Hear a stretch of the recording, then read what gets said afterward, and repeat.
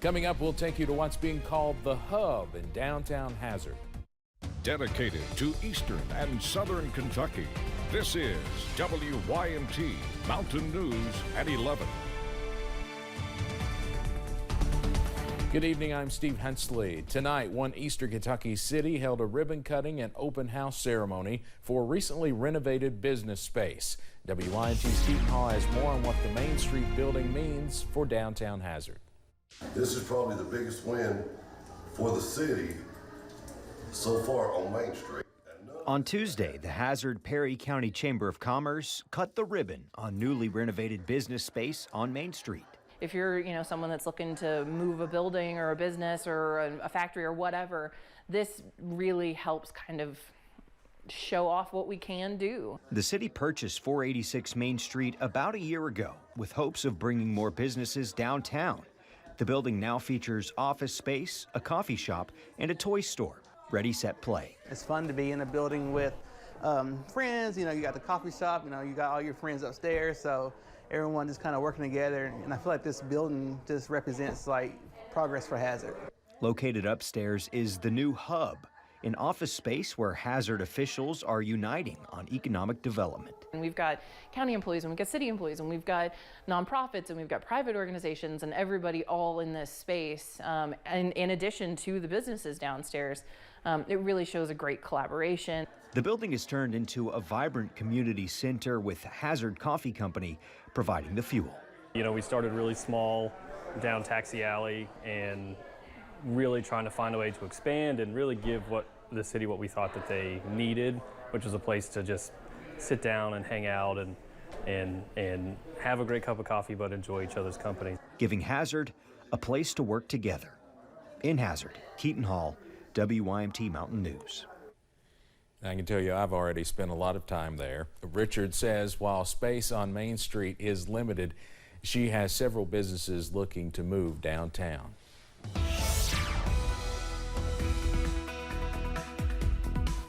And it has been a rather soggy day throughout much of the region, and one of those places with plenty of rain has been downtown Hazard. Here's a look at Triangle Park at this hour. Still near 60 degrees. That is several degrees warmer than we should be for highs this time of year.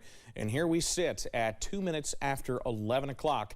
But the Christmas lights look beautiful, don't they? Even reflecting off of the wet roads. Fog already rolling into downtown Whitesburg at this hour. You see plenty of that out there at the moment. Temperatures remain in the upper 50s. In fact, we've warmed in some spots. It's 62 in Irvin, 62 in Monticello, and 61 in Somerset. That's all ahead of our next round of showers and even a few thunderstorms that have gotten going across West Kentucky and the Bluegrass. That next round is headed our way as we head into the overnight, so it could be a rather soggy morning commute as we head out there on our Wednesday morning. As we head through tonight, temperatures, we may have already hit that low. Winds will also start to get a little breezy as well as showers continue off and on. The details on when we could return to a little bit of drier weather, that's in a few minutes. Steve? All right, Evan, thank you. The Housing Development Alliance has been helping repair and rebuild homes since the recent flooding. And Mindy Miller with the organization says in the past 4 months they have mucked out 40 homes, completed 8 home rehabs with 2 under construction, and with 154 flood rehab clients still in the pipeline, she says there's still a lot of work to be done. I always want to be helping more, but that's the most amazing thing about all this is just how much people are wanting to help and willing to help, and they'll come from all over the country, all over the communities here in Eastern Kentucky to help out, and hopefully that continues. She says they will continue helping folks repair and rebuild for the months and years that it will take.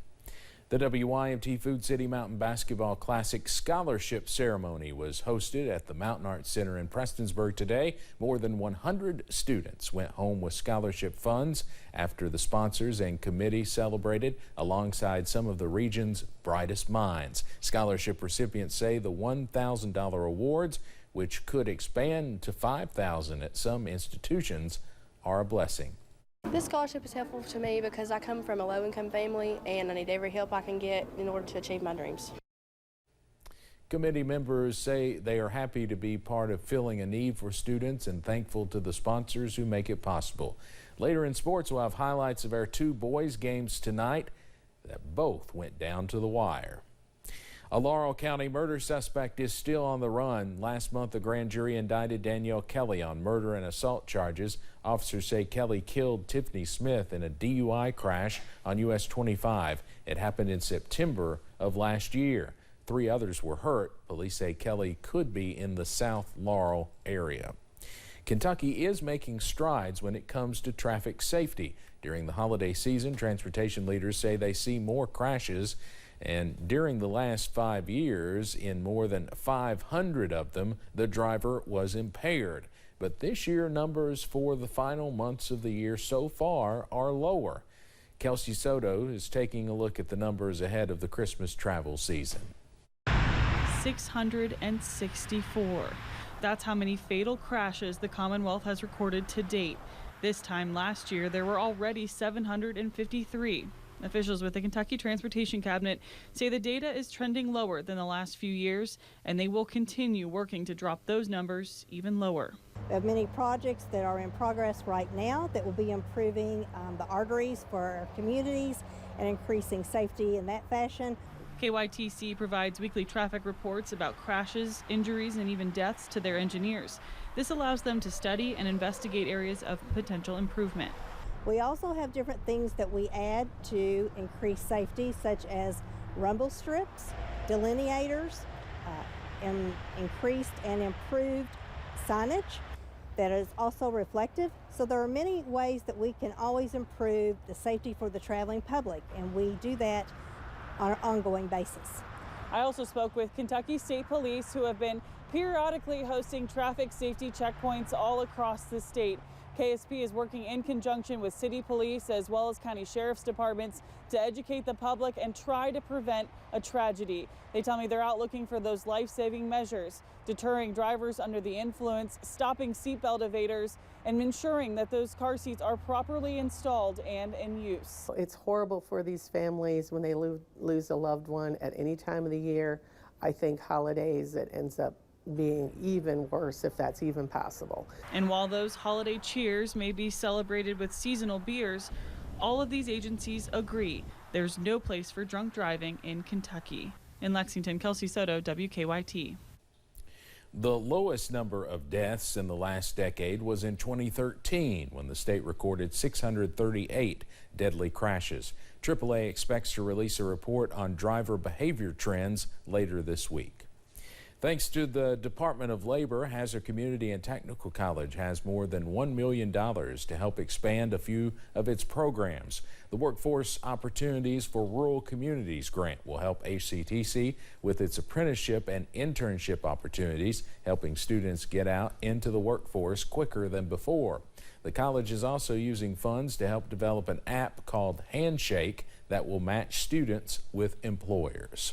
So we want to fill the gap where our local employers are really feeling the hurt of not being able to hire.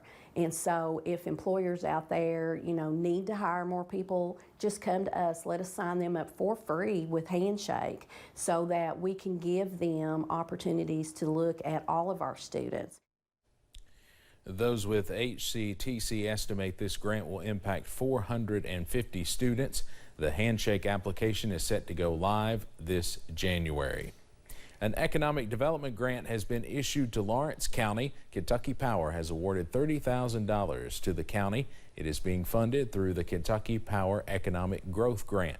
The grant will be used to employ a consultant agency as well as figuring out which places are viable for development and potential industrial property throughout the county. Kentucky Power External Affairs Manager Amanda Clark says the goal is to support programs that can impact growth economically here in eastern Kentucky. The grant was awarded in conjunction with the 60th anniversary of the Big Sandy Power Plant. A portrait of a former Supreme Court justice from eastern Kentucky was dedicated today in Frankfort. The picture of Janet Stumbo will hang in the corridors of the second floor of the Capitol. Stumbo retired from the bench at the end of 2017 after 26 years of service to Kentucky's appellate courts. The Floyd County native was elected to serve a district of 22 eastern Kentucky counties. Coming up on Mountain News at 11, it was another tight contest in a Georgia runoff election that's now decided the final U.S. Senate seat. Plus, not much rest for the waterlogged as we head through tonight and the week as a whole. How much rain we could still see coming up after this. We are the women of the PMC Lawson Cancer Center.